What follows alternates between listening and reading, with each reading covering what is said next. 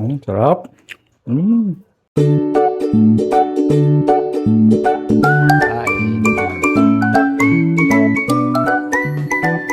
Sarap. Sarap ng feeling. Ano to?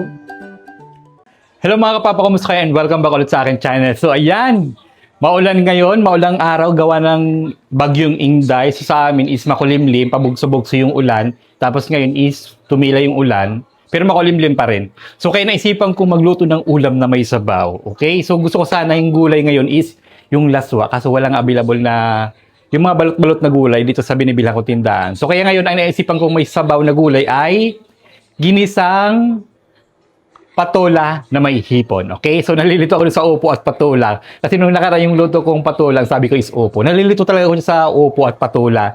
Tapos sa sayote at patatas. Yan. Diyan sa apat na gulay, nalilito ako. Napagpapalit-palit ko yung mga pangalan nila. Okay? So, bago ang lahat, kung hindi ka pa nakakapag-subscribe sa aking YouTube channel, so, pindutin mo lang yung subscribe button kasi libreng-libre lang yan at walang bayad. Okay? So, kung wala pa kayong inuulam at wala ka pang nilulutong ulam ngayon, so tara, samahan niyo ako sa pagluluto ng ulam. Ayan, so ito yung mga sangkap natin. Ayan, oh. Andito na yung bawang sibuyas. Naglagay ako dito ng okra. Tapos yung patola. Patola yan, ah. Patola ba yan? Patola. Tapos bumili ako ng galunggong. Yung maliliit lang. Kasi mas masarap yung galunggong na maliliit pag piniprito. Yung parang, ano lang, yung hindi mo natatanggalan ng tinik. Ayan. Tapos bumili ako dito ng hipon. Ayan, kung mapapansin nyo, tinanggal ko yung ulo ng hipon kasi mas masarap yung naigigisa mo yung ulo ng hipon. Okay? Ayan, tara, magisa na tayo. Maglagay na tayo ng mantika. Maglagay na tayo dyan ng mantika. So yung nabili ko ditong hipon, mura lang to. Mahal yung kilo, 600 plus. Pero binili ko lang to, halagang 117. So tinanggal ko yung mga ulo-ulo niya kasi mas masarap kasi yung ginigisa. Kasi pag huli mo nang nilagay yung hipon at hindi mo tinatanggal yung ulo, hindi masyado makukuha yung flavor. Pero pag tinanggal mo yung ulo at sinabay mo siya sa pagigisa, kuhang-kuha mo yung flavor ng hipon. Okay? So, meron din pala tayo ditong miswa, ha? Ayan. Maglalagay lang ako dito ng isang miswa kasi pag dalawa, over flavor siya ng miswa. Ayan. Ilagay na natin tong bawang sibuyas. Bawang sibuyas. Ayan. Ayan. Hindi na wooden yung sandok na ginagamit ko. Ayan, bumili na ako. Ayan. Maganda klase nito, Max Flex. Kasi ito yung hindi siya na sa init, hindi siya yung parang natutunaw. Ayan, oh. Maganda yung quality nito. Kasi nung nakarami nabila akong ganito, mura lang, pero napapansin ko, napupudpud yung dulo. Ito hindi.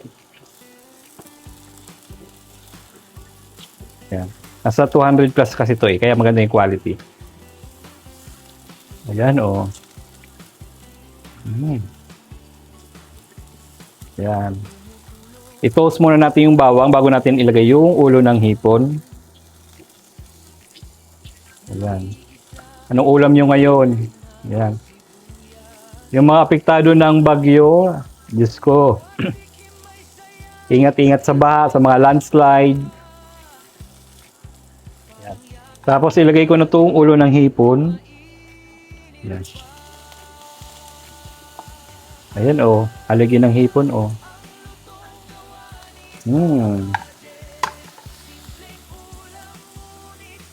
Oh, kuti niya yung usok na yan.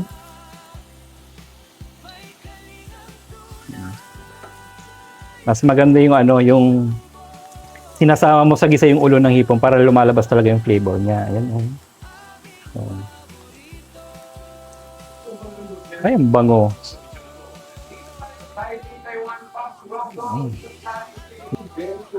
Yan, maglagay na ako dito ng asin.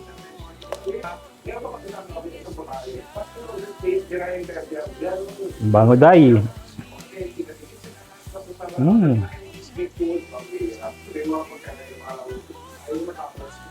Lalagay na ako dito ng hot water. Ayan. Para mabilis, di ba? Ayan, oh. O, di ba? Nakita mo yan? Yan yung flavor ng hipo. Yung nagdidilaw-dilaw na yung tubig niya. Ayan. Dagdagan pa natin para may masabaw. Ayan, oh.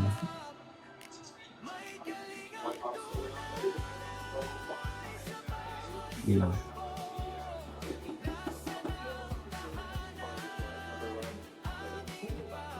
Ang bango amoy nyo. O, di ba? Yan. Kung naaamoy nyo dyan habang pinapanood nyo to, magandang quality yung cellphone yun. At amoy nyo yung niluluto ng pinapanood nyo. Ayan.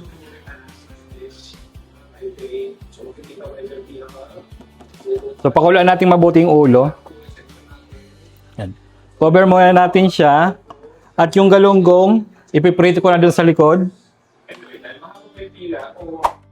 Ayan, luto ng ating galunggong. Ayan, tostado. Oh.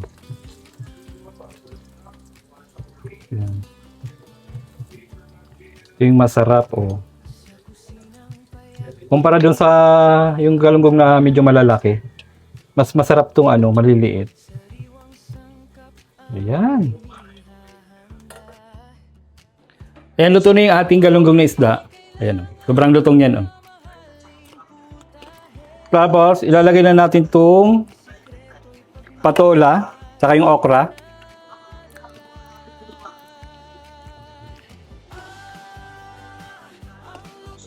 Titilapsikan. Ayan, lagay na natin. Yan, sarap niyan. Lalo pag maulan. Yan. Diba? Oh, ang ganda na naman ng kulay. Ilagay ko na rin itong siling haba. Ayan, maglalagay tayo dyan ng dalawa. Pampabango din yan. At maglalagay ako ng Knorr cubes na shrimp. Para mas lasang-lasang hipon. Ayan, lagay natin. Ayan. Ayan, pakuluan lang natin siya. Okay? Cover muna natin ulit. Hintayin kumulo. Ayan, kulo na siya. So, ilalagay ko na itong miswa. Si miswa. Ayan, putol-putulin lang natin. Lagay muna natin pala. Putol-putulin natin. Ayan. Putulin pa natin. Ayan, Ayan. Para kalat talaga siya. Ayan.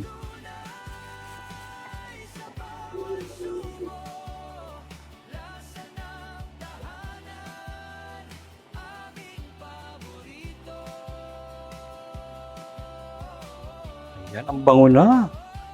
Lumabas na yung flavor ng nilagay nating Knorr cubes na hipon.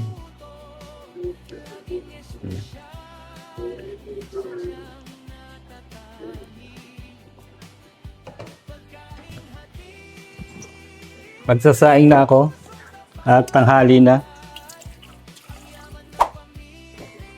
Lagay ko na tong hipon. Yan. Ang hipon, mas masarap pag hindi masyado overcook. Kasi medyo matamis siya.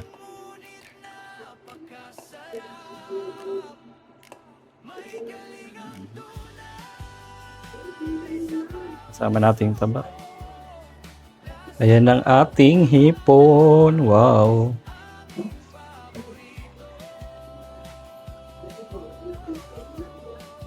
Cover na natin. Ayan, okay na to. Ayan.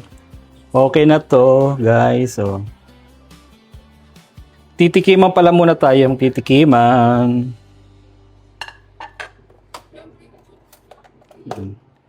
Tikiman. Kung anong lasa, kung anong kulang, o may sobra ba. Sarap. Masarap na siya. Kakain na tayo. Yan, magbibigay na ako ng ulam kay Papa.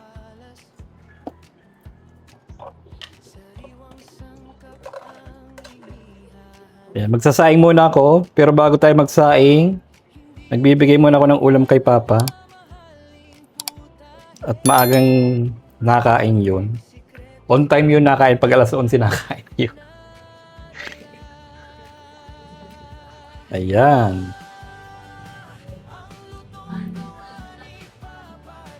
Okra, saka sili. Lagyan natin ng sili.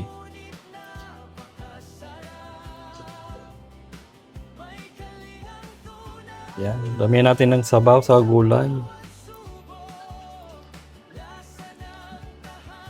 Chi, kakain ka ng hipon, Chi. Di ba nakain kang hipon? Chi. So,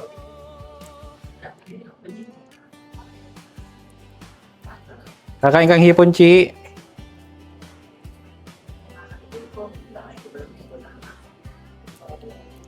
Ayan.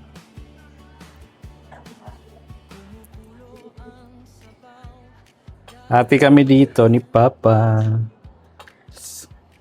Tapos nagdalawa kaming galunggong. Ayan na, so kakain na tayo. Tikiman muna tayo at susubukan ko yung isang bata doon. Yan. Ito yung ulam natin, oh. Wow. Oh, di ba? Kakain na tayo. Masarap to habang malamig yung panahon. Yan. Oh, wait lang, be. Susubukan lang kita doon. Tapusin ko lang to, be. Okay? At gutom na daw yung isa. Nakain siya ng hipon eh. Kaya dito daw siya kakain. Hindi naman siya nakain itong maliit na galunggong. Tikiman muna tayo, ha?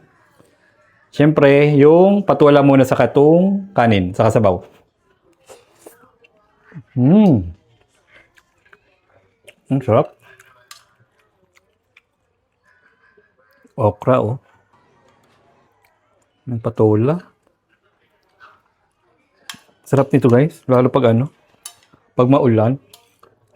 Sarap makisama ng panahon, no? May sabaw yung ulam mo. Tapos, hindi mainit. Sarap ng galunggong. Ngayon na lang ulit ako nakaprito ng gantong kalulit na galunggong. Nakakatikim lang ako ng gantong maliliit na galunggong doon kila ate. Pag nahingi ako ng ulam. Sarap.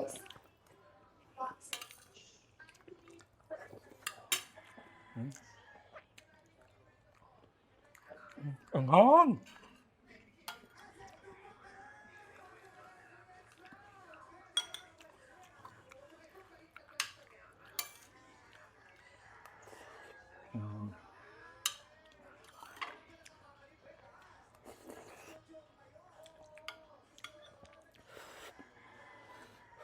Anong hipon? Yung iba hindi nakain ng hipon kasi ano, yung parang matrabaho daw, yung kailangan pang balatan. Ganun talaga, di ba? Eh kung gusto nyo, bago nyo lutuin, tanggalan nyo na ng balat. Para wala kayong babalat ng pagluto na, di ba? Yung iba naman, diretso kain na. Depende yun sa hipon. May hipon kasi na, ang tawag sa amin kasi noon, luno eh, yung malambot. Yung parang bagong palit ng balat, ganun. Yan. Malinis naman yung kuko ko. Ang dami kong ginagawa eh. Nagsampay na ako ng nilabhan ko. Binabad ko siya kagabi sa dahon eh. Tapos ngayon ko lang sinampay. Sarap. Malutong pa yung ano, yung hipon. Ganun talaga pag hindi mo siya ino-overcook. Malutong. Tapos andun yung tamis. Kain po.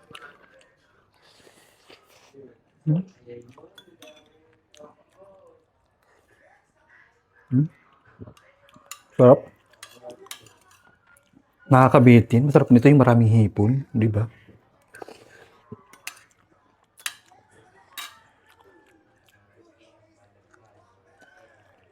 Ang galunggong.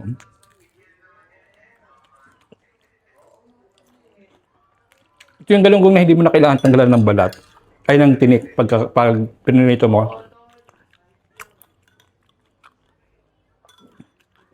Kasi ang lilit ng tinik niya.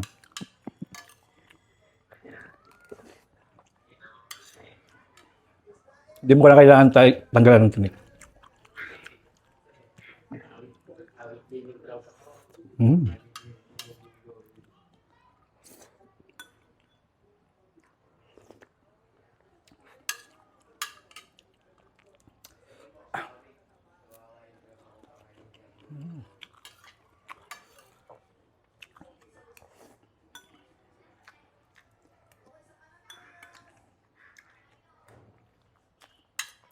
Naubos ko.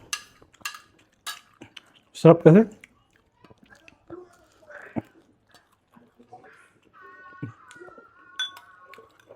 Kahit sabaw lang saka yung miswa, saka yung gulay, panalo na.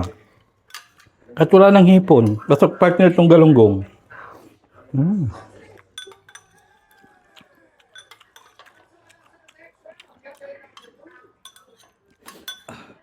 Yan, kakain na kami ni Chati. Susubukan ko na siya. At hindi pa naman ako tapos kumain. Tikim pa lang to.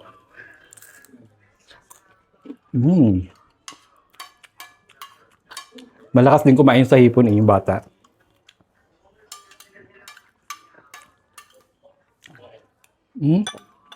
Yup.